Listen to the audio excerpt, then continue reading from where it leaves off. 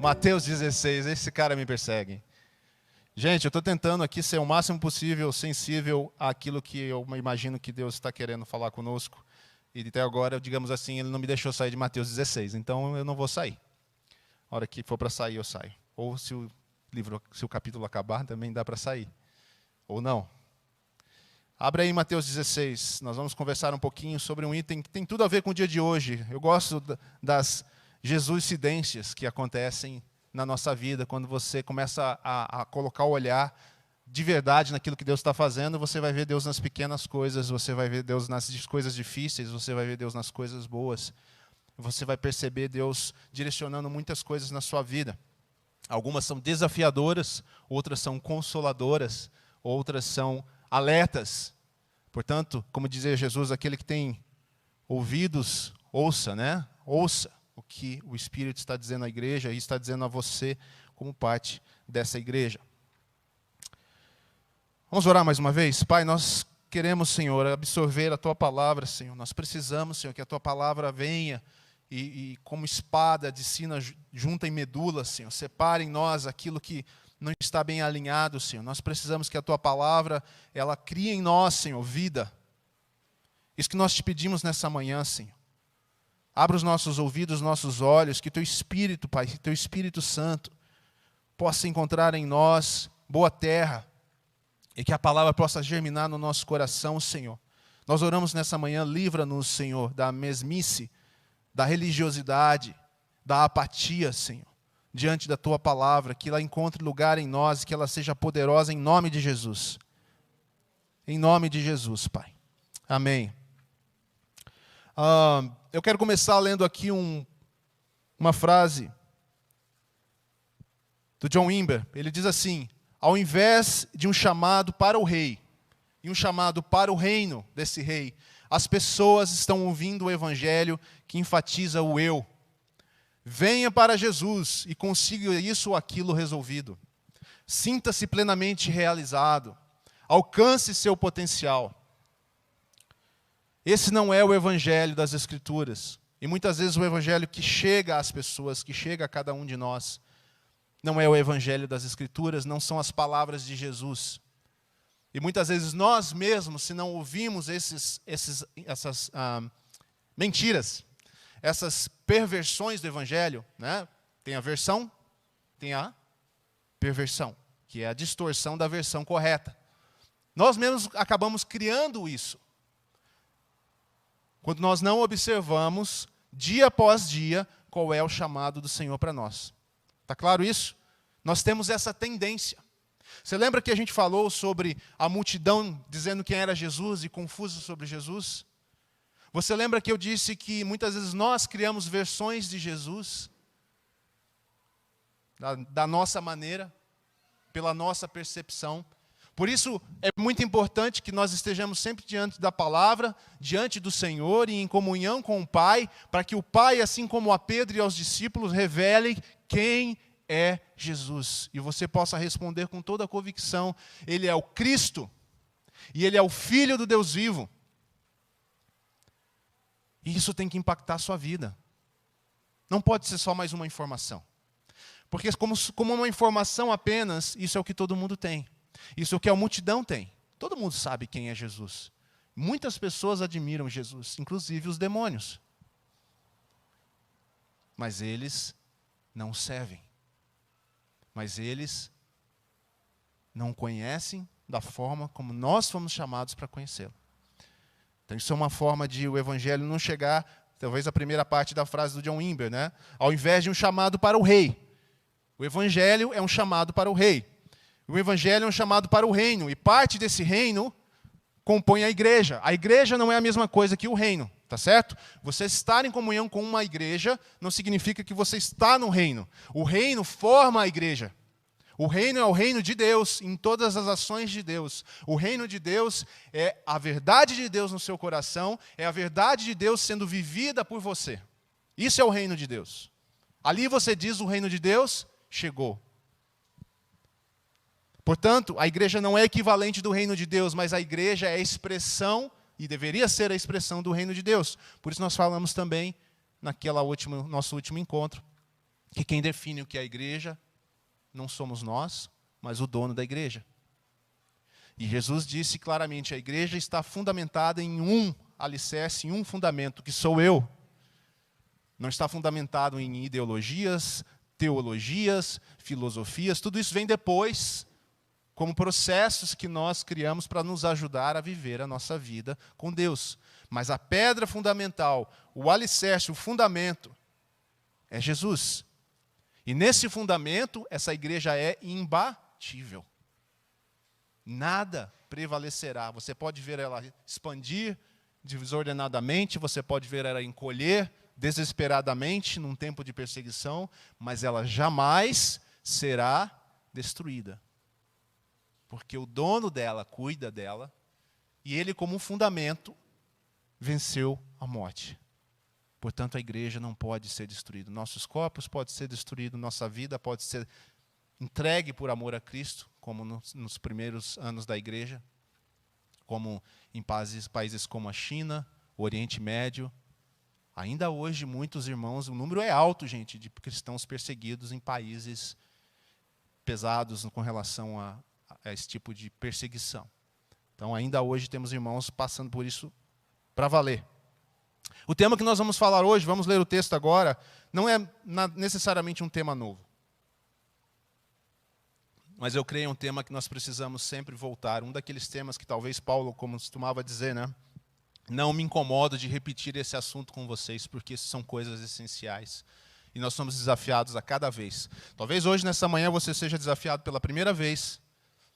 Talvez você seja desafiado como quem está no meio do caminho. E talvez você já conhece esse caminho há muito tempo e seja desafiado também pela palavra. Creio que Deus pode fazer isso. Então, vamos juntos lá. O capítulo 16, versículo 24, nós vamos ler. Estou lendo na nova versão internacional. Não, mentira. Nova versão transformadora. Eu só passei 7 anos falando versão internacional, então é por isso que eu errei aqui. Tem lá? Se puder pôr lá também, ajuda. Se não tiver, não tem problema. Então Jesus disse a seus discípulos, se alguém quer ser meu seguidor, negue-se a si mesmo, tome sua cruz e siga-me. Se tentar se apegar à sua vida, a perderá. Mas, se abrir mão de sua vida por minha causa, a encontrará. Que vantagem há em ganhar o mundo inteiro, mas perder a vida? E o que daria o homem em troca de sua vida? Pois o Filho do Homem virá com seus anjos na glória de seu Pai e julgará cada pessoa de acordo com as suas ações. Eu lhes digo a verdade, alguns que estão aqui neste momento não morrerão antes de ver o Filho do Homem vindo em seu reino. Amém? Esse trecho de Mateus 16 é um resumo do chamado do Evangelho, como eu falei no início, do Evangelho integral, do Evangelho verdadeiro, do Evangelho real, cru, sem misturas. É um Evangelho desafiador. A primeira coisa que nós lemos aqui nesse texto é Jesus falando com os seus discípulos, e você precisa entender o contexto, porque Jesus já havia chamado os discípulos para segui-lo, sim ou não? Isso aí. Eu gosto assim, com convicção. Sim. Por que chamá-los novamente? Por que dizer a eles de novamente? Qualquer um que quiser me seguir. Acontece, gente, que nesse ponto da caminhada, Jesus quer alertar os discípulos para o fermento dos fariseus. Os fariseus vinham botando minhoca na cabeça das pessoas e dos discípulos. No começo do capítulo 16, nós não passamos por essa parte, mas você pode ler em casa, você vai ver que os fariseus estavam pedindo um sinal a Jesus. Eles queriam testar Jesus. Você não é quem você diz que é. Você não é quem você alega ser. Mande-nos um sinal para nos convencer. E embora pareça que os fariseus estavam falando isso por si, ou para si, em nome deles mesmos, na verdade isso estava influenciando a mente da multidão e a mente até dos discípulos. Quantas vezes nós somos influenciados por comentários e palavras e frases, ideias que nos chegam, que diminuem e que reduzem a autoridade, a realeza de Cristo. Jesus está preocupado com seus discípulos e ele vê esse como um bom momento para falar para eles essas palavras. É nesse contexto que Jesus chega para eles e fala, quem a multidão diz que eu sou? E ele diz, quem vocês dizem que eu sou?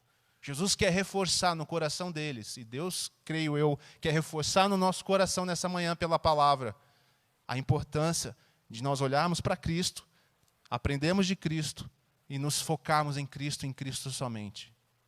E sempre tomarmos cuidado com todas as versões de Jesus que nos chegam, todas as versões de evangelho que nos chegam, todas as versões do que é a igreja, a vida em igreja. Nós precisamos nos focar naquilo que Deus está fazendo.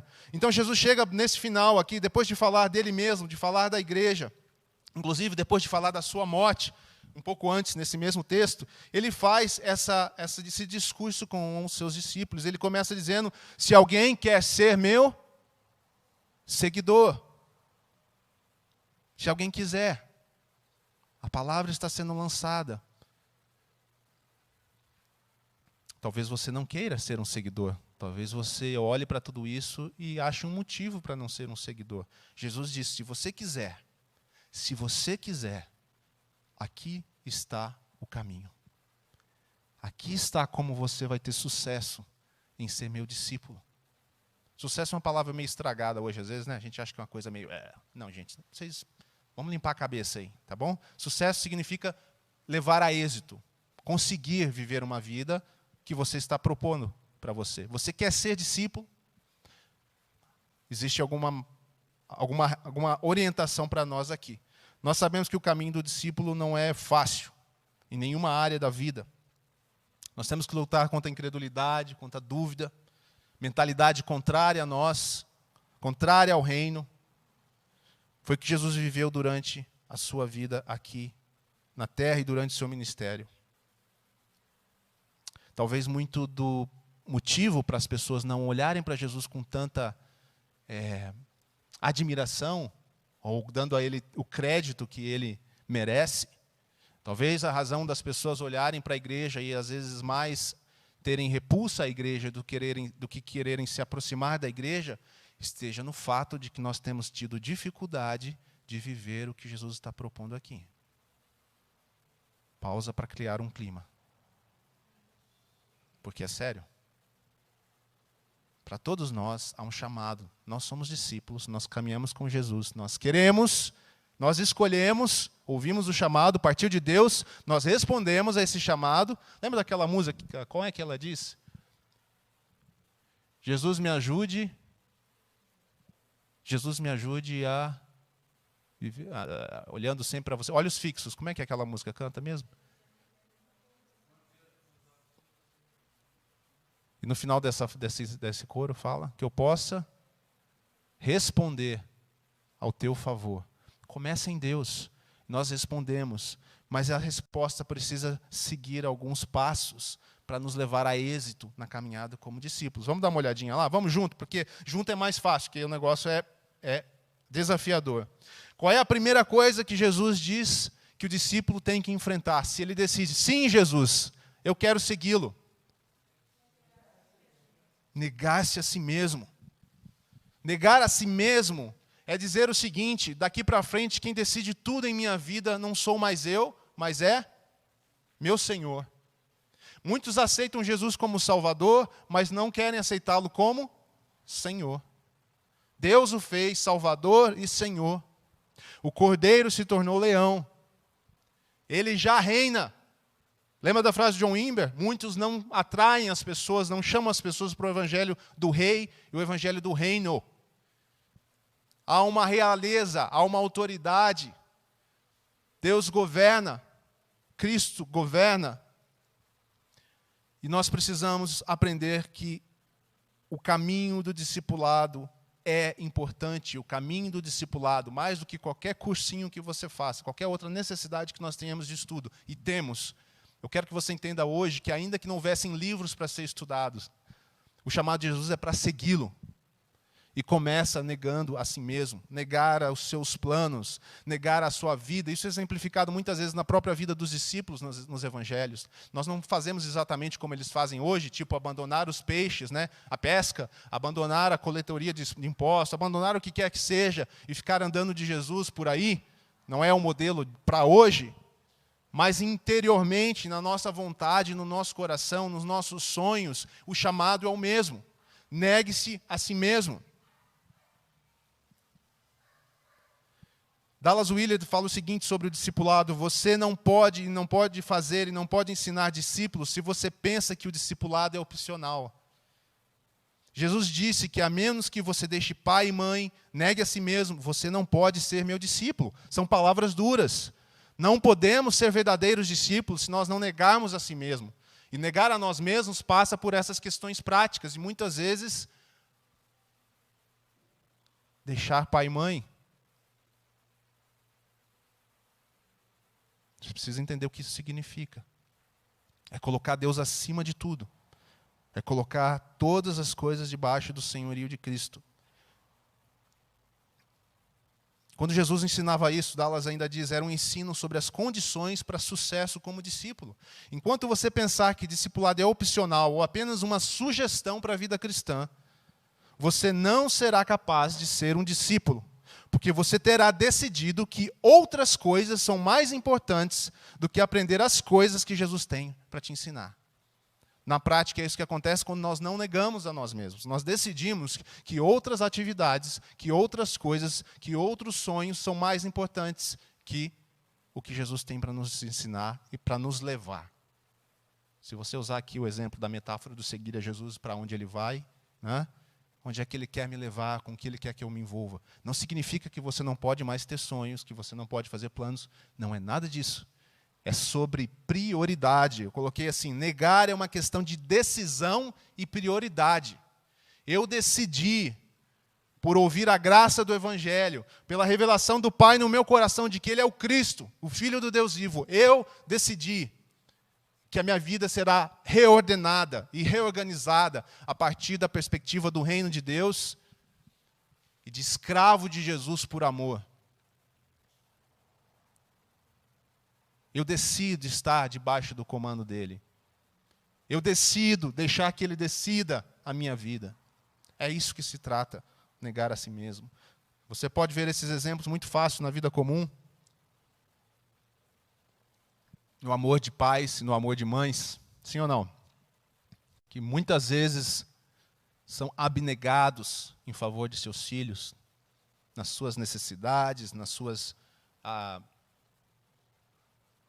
particularidades, naquilo que eles estão fazendo. Quantas vezes nós vemos pais e mães fazendo sacrifícios enormes, negando a si mesmo, para que seus filhos possam ter sucesso, prosperar na vida. O próprio Senhor Jesus é um exemplo disso. Filipenses fala claramente, aquele que é Deus não achou por direito ser igual a Deus, mas antes esvaziou-se de sua glória, veio como homem, não só como homem, ele veio como servo. Não tem um nível mais baixo de negação. Ele é o exemplo para nós. E ele está modelando isso para os discípulos. Então, qual que é primeiro passo para um discipulado verdadeiro a Cristo e ser um discípulo? Negar-se a si mesmo. Qual é o segundo? Tomar a minha cruz. Por favor, eu estou precisando de ajuda. Vocês podem tomar a minha cruz? Eu vou dividir com vocês aqui, tá? Vou fazer uma pausa na pregação, vou contar para vocês algumas coisas, e aí vocês tomam a minha cruz. E aí minha vida vai ficar uma beleza.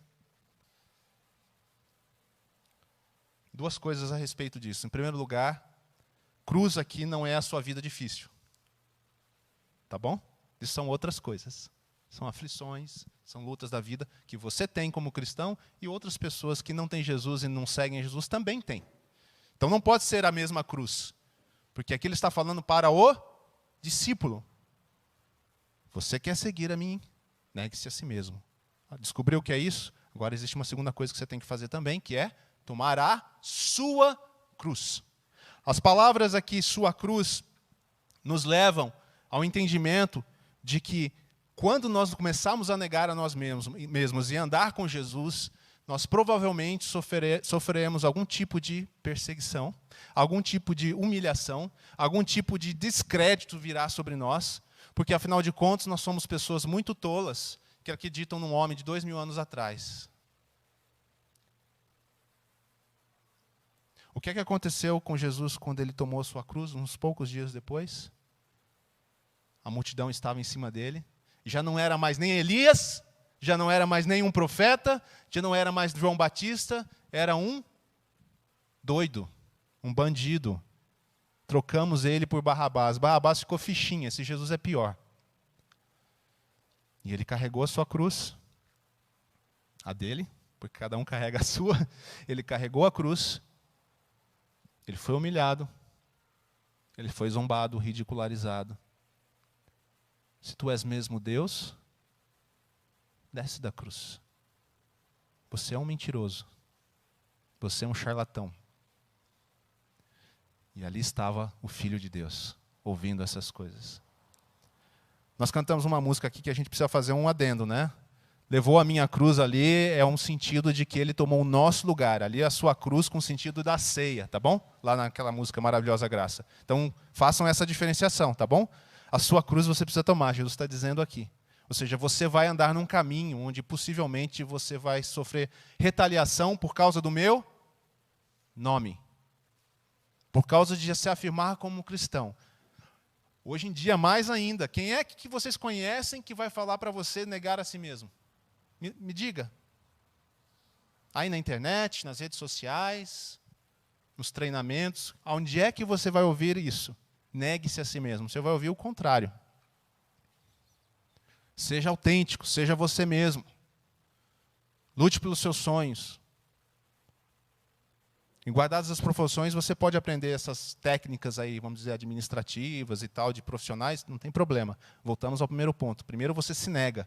E a partir dessa posição de que onde você negou a si mesmo, você caminha com Jesus e você ordena todas as outras coisas da sua vida e da vida em sociedade. Tá bom? Então, cruz é uma questão, vou voltar lá, se negar é uma questão de decisão e prioridade, você atravessou isso, a cruz é uma questão de postura e perseverança.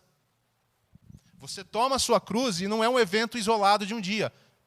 Não é que eu passo vergonha no dia que eu dou testemunho que eu criei em Jesus. Não, você vai caminhar como discípulo de Jesus e essas situações podem vir a você. Você pode ser questionado como pessoa sã ao dizer que sim, Jesus está vivo. Ao dizer que sim, Jesus ainda cura hoje. Sim, Jesus é o Salvador, o único Salvador do mundo e as pessoas vão rir de você. E vão falar que você está iludido. Jesus é o único caminho, Ele é a verdade e a vida. Rapaz, que besteira que você está falando, nós estamos no século 21, sai dessa. Essa é a cruz que Jesus está dizendo, o caminho do discípulo, coloca numa situação, aos olhos do mundo, de tolo. John Wimber conta também, o fundador da Vinda, de que uma vez ele olhou um cartaz na rua e esse cartaz fazia o anúncio, sabe aqueles cartazes que a pessoa veste assim atrás, na frente? E aí ele conta que, se eu contar a história certa, eu sempre me confundo nessa história. Mas ele olhou esse cartaz e o cara, era antes dele ter um compromisso de discípulo com Jesus. Olha que interessante a diferença dessas duas coisas. E o cartaz dizia assim, eu sou um tolo por Cristo. Para quem você é um tolo? Que a ideia da placa, está traduzida, mas a ideia dessa placa, desse anúncio, era dizer que todo mundo é um tolo por alguma coisa. Tem alguma coisa pela qual você se entrega. Tem coisas pelas quais você está disposto a passar até um ridículo, se for o caso. E John Wimber, na época, achou isso meio... Sabe quando você olha assim e fala, que exagero, tal. Isso foi antes dele conhecer Jesus profundamente e se tornar um discípulo de fato. E depois ele começou a usar essa frase para se lembrar, eu quero ser um tolo por Jesus. Se ainda for que seja necessário ser visto como um tolo, tudo bem. Vou tomar a minha cruz. Negar a si mesmo, tomar a sua cruz. Terceira coisa que ele diz que é preciso fazer, que parece óbvia, mas não é tão óbvia, é o siga-me. Não basta apenas negar a si mesmo, não basta apenas levar a sua cruz, é preciso estar perto de Jesus. Caramba, a gente tem falado bastante sobre isso, né? E o tema volta. Siga-me significa estar com Ele e perto dEle. Não é saber de novo. Voltamos a isso, saber sobre Jesus, ter muita informação sobre Jesus, mas não andar perto dEle e não andar com Ele. Quando você vê qualquer filme sobre alguém perseguindo outra pessoa, tem sempre aquela coisa, mantenha uma distância, de que eu não posso perdê-lo de vista. É mais ou menos isso, o siga-me. Você precisa estar perto. Não tem como ser discípulo de Jesus aqui no contexto dos nossos queridos discípulos à distância. Jesus ia para Nazaré, Jesus se movia na Galileia, ele ia para Jerusalém, passava por Jericó. Não dá para ficar em casa só dizendo que negou a si mesmo e que está disposto a levar a sua cruz, mas não andar perto de Jesus. Porque é perto de Jesus que você acaba tendo que se negar a cada momento e levar a sua cruz. Então a sua vida como discípulo, ela vai fazer sentido quando você levar essas três coisas juntos. A negação é necessária e a cruz é inevitável, mas essas duas coisas nos colocam no melhor lugar onde isso pode ser realizado, que é perto de Jesus. É perto de Jesus que nós vamos negar a si mesmo, quando nós ouvimos as suas orientações, quando Ele falar ao nosso coração, você precisa mudar isso na sua vida, você precisa dar um passo de fé nessa direção, você precisa crer nas minhas palavras. E você vai ter que negar a sua própria vontade, vai ter que negar o seu próprio entendimento das coisas, e você vai ter que avançar com Ele. E ao avançar com Ele, você vai ter que levar a sua cruz, você vai ter que talvez sofrer intimidações. Seguir é importante, seguir é muito importante. O siga-me é o convite que Jesus nos faz. Nós que não merecíamos nenhum convite, Ele passa nos chamando. É o maior privilégio da vida. É o privilégio para estar no lugar mais seguro da terra, que é a igreja. A igreja é o conjunto dos discípulos de Jesus. Não dá para ser discípulo de longe. Não dá para ser discípulo de longe. Discípulos são aqueles que, conforme Mateus 8, não tem onde reclinar a cabeça. Essa é uma metáfora importante. Então, negar-se a si mesmo e levar a sua cruz. Jesus falou para eles, Jesus nunca foi light no chamado de discipulado. Algumas vezes ele disse, você quer mesmo me seguir? Deixa eu te avisar o que vai acontecer. Eu não sei onde eu vou dormir amanhã. A minha vida é dirigida pelo Pai. Jesus estava modelando. Agora a nossa vida é dirigida por Cristo. E por seu Espírito que habita em nós. João 3 fala também sobre o vento, Ele fala como é a vida daquele que é nascido da água e do Espírito. O vento sopra aonde quer.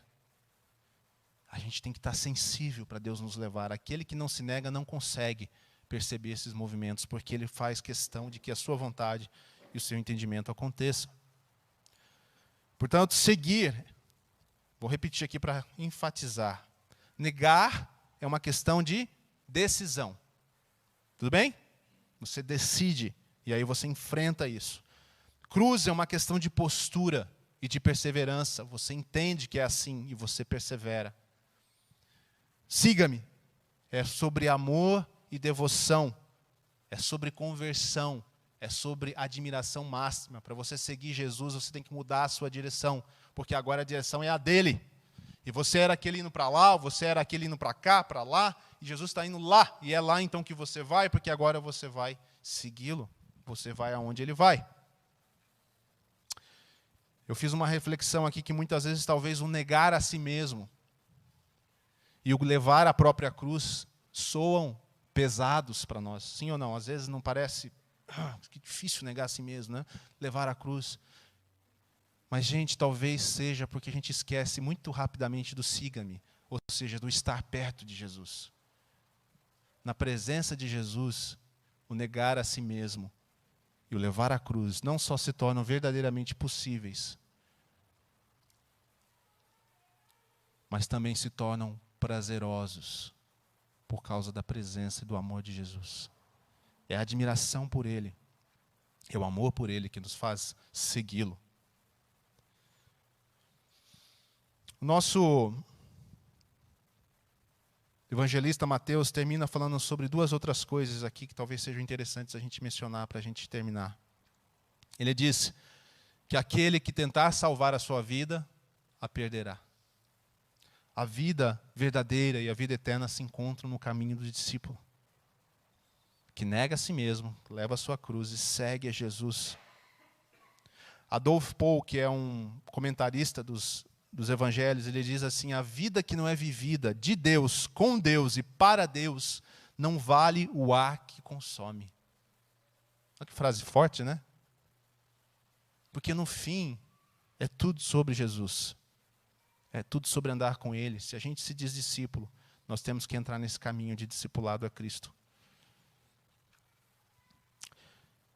Talvez caiba aqui nesse momento a oração de Henry Nouwen. Ele diz assim, olha só. Ó Senhor, eu preciso da sua graça amorosa para seguir nessa estrada difícil que leva à morte do meu velho eu e a nova vida em e por você. Oração boa para a gente fazer, né? De manhã. Ó Senhor, eu preciso da sua graça amorosa para seguir nessa estrada difícil que leva à morte do meu velho eu e a nova vida em e por você. Eu sei e confio que esta é a estrada para a liberdade. Senhor, remove minha falta de confiança. Sabe quando que nós não vamos tentar salvar a própria vida? Quando nós confiarmos plenamente no Senhor. Sim ou não? Faz sentido? Pensa aí antes de dizer. Faz todo sentido para mim. Quando eu confiar plenamente no Senhor, menos e cada vez menos eu vou sentir necessidade de garantir a minha própria vida. É isso que Jesus está dizendo aos discípulos. Confie em mim. Salvar a própria vida, gente, é um reflexo muito claro e direto da mesma tentação lá do Éden. Eu preciso me garantir. Então eu preciso da árvore do conhecimento do bem e do mal. Deus não é suficiente. Essa foi a tentação. Vocês serão como Deus. Então vocês, como Deus, provavelmente poderão se garantir. Tomar toda a autonomia da sua vida. Agora eu faço acontecer. Agora eu me garanto. Mas o Evangelho é o Evangelho da negação, da cruz e de seguir a Cristo. Paulo fala claramente muitas vezes de como nós precisamos aprender a crucificar o nosso eu em Cristo. Abandonar a nossa velha vida. Mortificar pelo Espírito as obras da carne. Essa é a mensagem do Evangelho a cada dia. Negar a si mesmo, tomar a cruz e seguir a Jesus. Essas três coisas junto.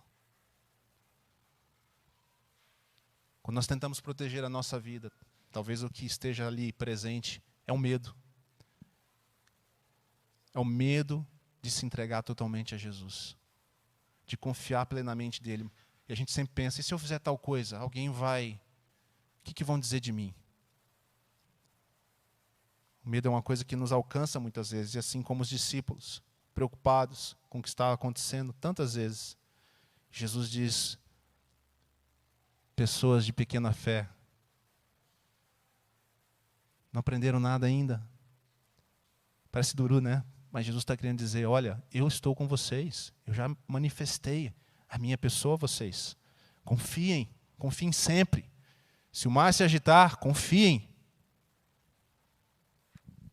A vida de vocês está garantida e segura em mim. Nada pode separar vocês do amor de Deus. Aí não foi Jesus, foi Paulo, né? Mas Paulo tem uma inspiração do Espírito Santo para nos dizer isso. Nada pode separar cada um de nós do amor de Deus. Nada nessa vida, e nem mesmo a morte. Portanto, se lançar aos pés de Jesus, caminhar como discípulo, negando, tomando a cruz, e sem medo de perder a vida, mas sabendo que nós iremos ganhá-la. Por isso o nome dessa mensagem é por causa dele, porque Jesus diz, no versículo 25, se tentar se apegar à sua vida, a perderá. Eu marquei aqui na minha Bíblia para eu não esquecer. Mas se abrir mão da sua vida, por minha causa. Essa é a diferença.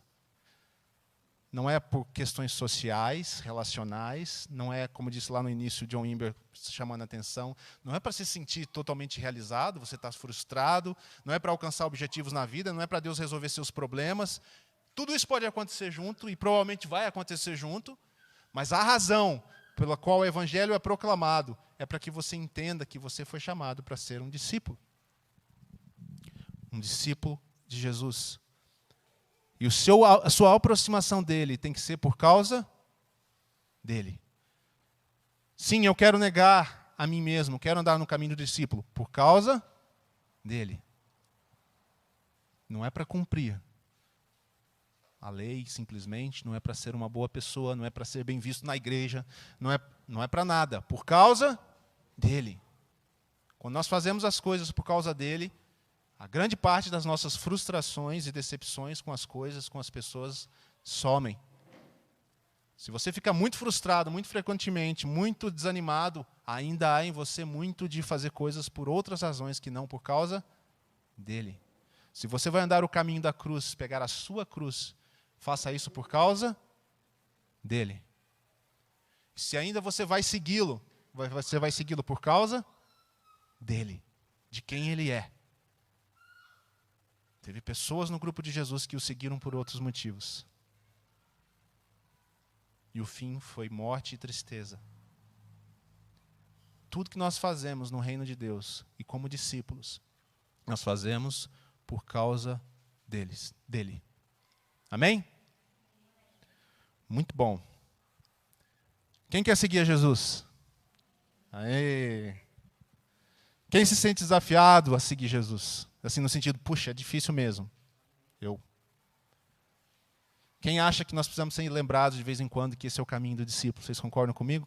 Tem gente aqui que tem 10, 15, 20 anos de conversão e às vezes a gente está tão envolvido e está tão distraído que a gente esqueceu que esse é o caminho do discípulo. Todo dia, até que ele volte.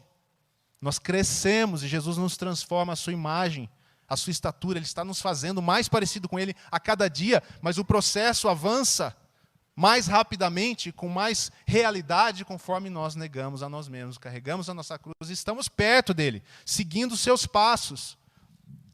Outro dia eu vi, para encerrar, uma pessoa nesse pessoal que ensina pelo Instagram e tal, ele abriu aquelas caixinhas de pergunta, e aí a pessoa perguntou assim, sobre um assunto bastante difícil e polêmico, como você acha que Jesus faria sobre esse assunto? Eu achei muito legal que a resposta dele falou assim, em primeiro lugar, cuidado com esse negócio de como Jesus faria, porque na maioria das vezes você define Jesus como você quer, e aí você quer dizer como Jesus faria. Olhe para o que ele fez, e olhe para o que ele falou, e aí você toma uma decisão. Puxa, eu achei isso sensacional. Quantas vezes nós queremos dizer, Jesus faria assim? Calma, você não é Jesus, e você não sabe exatamente o que ele faria. Olhe para o que ele fez, que aí você tem garantia, imite-o naquilo que ele fez, guie sua vida por aquilo que ele fez. Caminho de discípulo, seguir o mestre, fazer o que ele fez. Amém? Nós queremos ser pequenos cristos, que Deus nos abençoe.